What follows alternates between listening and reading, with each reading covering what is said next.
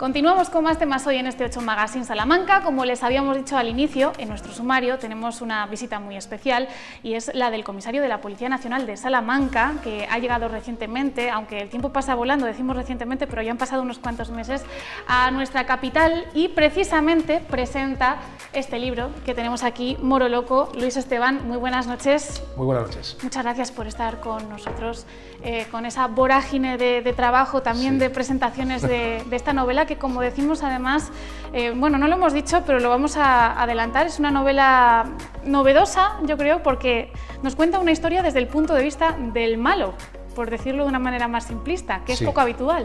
Es poco habitual, sí. Una de las cosas que he pretendido en esta novela es salirme un poco de los tópicos de la literatura negra. La literatura negra, la novela policíaca, digamos, es un género muy característico y que siempre recurre a los mismos tópicos, ¿no?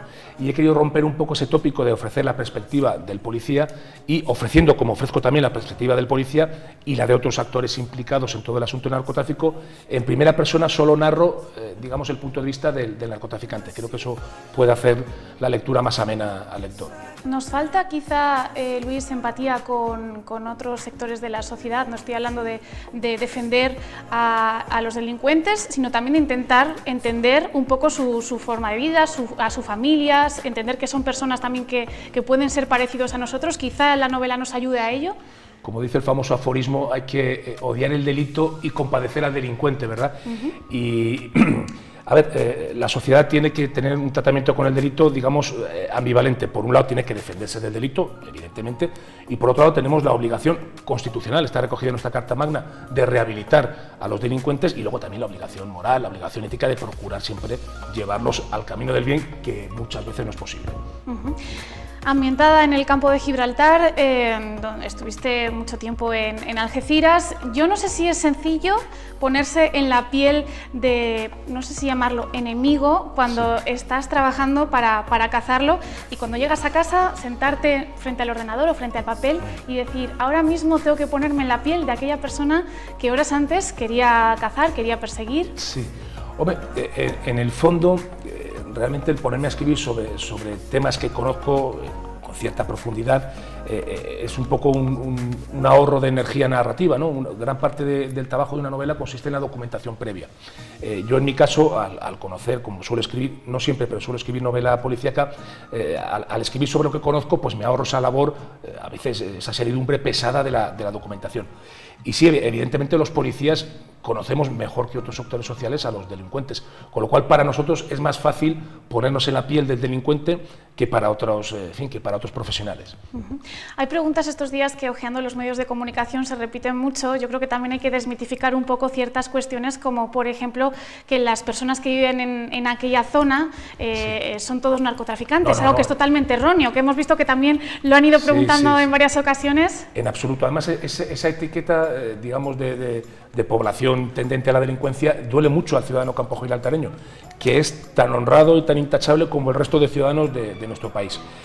Sí que es cierto que hay determinados barrios, el Saladillo en Algeciras, la Tunara y algún otro en la línea de la Concepción, donde parte de esa población, parte de esos vecinos se dedican al narcotráfico, pero incluso en esos barrios más marginales o más económicamente desfavorecidos, la mayor parte de sus habitantes son personas trabajadoras como tú y como yo.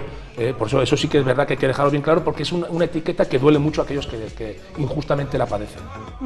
¿Ha cambiado mucho la situación en aquella zona? Sí, ha cambiado de manera exponencial. En los últimos, yo diría que 2 años aproximadamente, ha habido una serie de decisiones por parte de la Administración Central, inteligentes, de cambios legislativos, de incremento de recursos humanos y de recursos materiales, que unidos también a que el tejido social de la zona se puso en contra, siempre ha estado en contra del narcotráfico, pero en fin, dio un acelerón en ese posicionamiento en contra del narcotráfico, las coordinadoras antidroga, etcétera.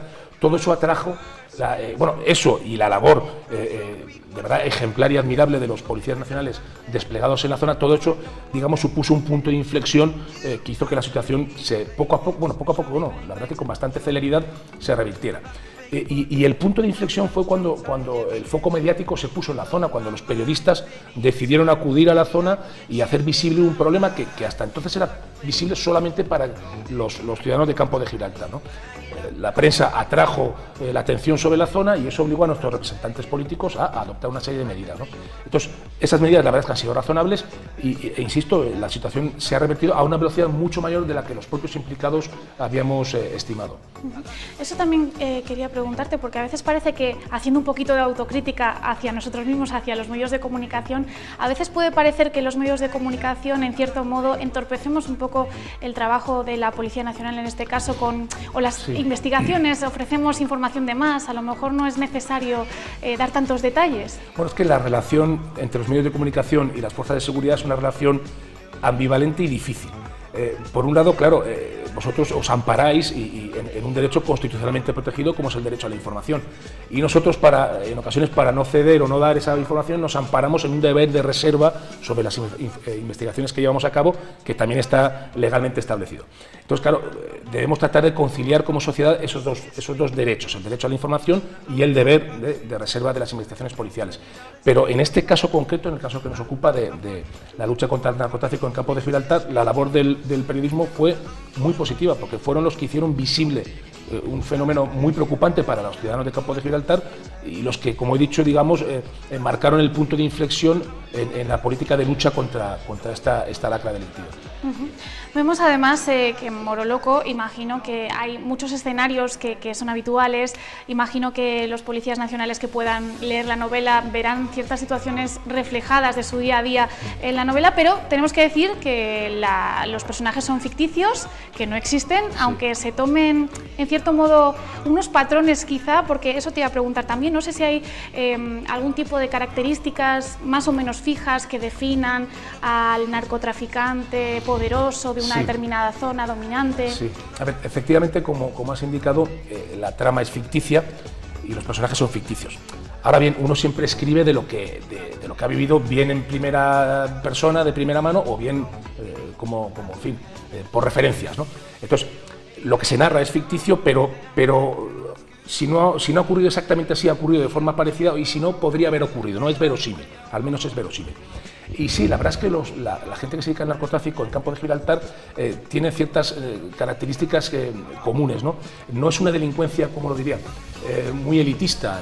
Ellos tienen unos gustos, unas aficiones, más bien, si se me permite la expresión, barrio bajera. Ahí en Campo de Gibraltar se acuñó un término que es muy descriptivo, que es el de bajuno.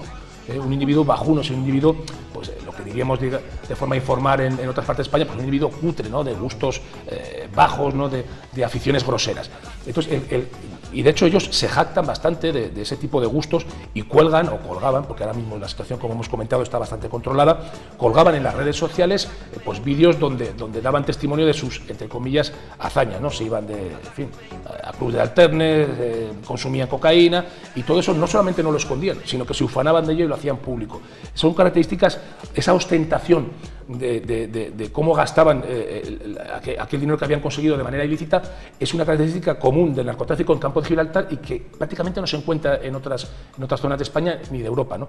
Y de hecho, parte de los problemas que ellos tuvieron y parte de la reacción del Estado decidida en contra del narcotráfico viene motivada por esa ostentación obscena de esa riqueza conseguida ilícitamente.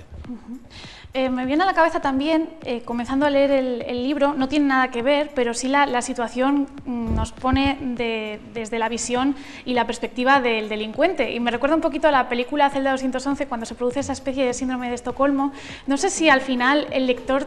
¿Es posible que el lector termine con síndrome de Estocolmo? Bueno, espero que no. Una de las cuestiones por la que planteo narrar en primera persona los pensamientos del narcotraficante es precisamente para generar una especie de pequeño dilema ético en el lector. Cuando se narra algo en primera persona, esto automáticamente hace que el lector se sienta cierta afinidad hacia el protagonista que habla en primera persona, ¿no? Incluso aunque este protagonista sea un delincuente y sea un perfecto sinvergüenza como es Moroloco. Entonces, esa es una de las cuestiones que yo pretendo, ¿no? Que se encariñe, que sienta cierta empatía o cierto afecto el lector por el traficante de droga, y que luego, cuando caiga en la cuenta de la maldad y de las maldades que perpetra este traficante de droga, pues eso le provoque cierto dilema moral, ¿no? que se pregunte cómo puede ser que yo en algún momento haya sentido empatía o afecto por este perfecto sinvergüenza, como he dicho anteriormente. Es decir, que es como si el propio lector se sintiese traicionado por el protagonista de la novela en ciertos momentos. En cierta medida sí, ¿no? Y aparte también ofrece una perspectiva novedosa del delito. Casi siempre vemos el delito desde la perspectiva de las fuerzas de seguridad. Y en fin, yo creo que es interesante también conocer el otro lado, ¿no? Sin justificarlo bajo ningún aspecto, evidentemente, pero es interesante y da cierto juego narrativo el que se conozca la perspectiva del malvado. ¿Qué mensaje o qué pensamiento o qué pozo te gustaría que le quedase al lector una vez finalizada la novela? Bien, yo con las novelas, cuando las escribo o cuando las leo, yo creo que una novela buena lo que tiene que es suscitarte algún pensamiento, suscitarte alguna duda.